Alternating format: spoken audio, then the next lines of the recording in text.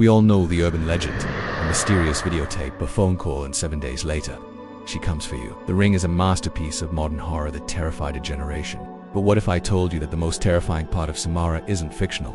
What if her story is rooted in a gruesome, centuries-old true tragedy from Japan? Today, we are diving deep into the disturbing real-life inspiration behind The Ring.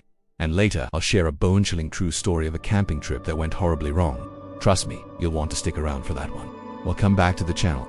Let's get spooky. The Ring franchise, starting with the Japanese novel and film Ring, and later the successful US remake, redefined psychological horror. It wasn't about blood, it was about an inescapable curse. While the movie focuses on a supernatural tape, the author, Koji Suzuki, drew his primary inspiration for the character of Samara Sadako from a powerful and sad piece of Japanese history. Meet Okiku. She was a beautiful servant girl working in the home of a powerful samurai named Ayama centuries ago. Ayama became obsessed with Okiku and tried repeatedly to win her over, but Okiku respectfully declined his advances. Furious and rejected, Ayama devised a cruel plan. He hid one of the 10 valuable golden plates that were entrusted to Okiku's care. He then accused her of stealing it, a crime punishable by death. He offered her a choice: be with him or face execution. Okiku chose honor.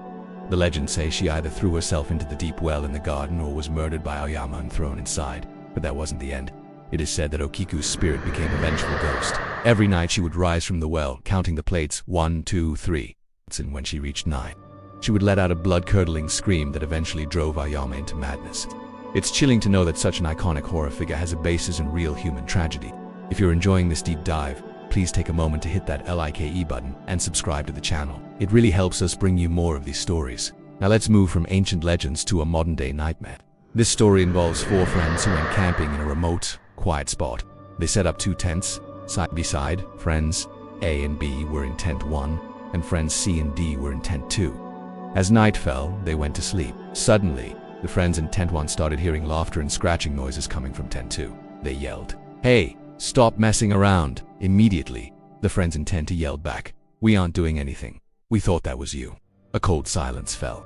Both groups realized that whatever was making noise between the tents wasn't one of them. Then they saw something that froze their blood.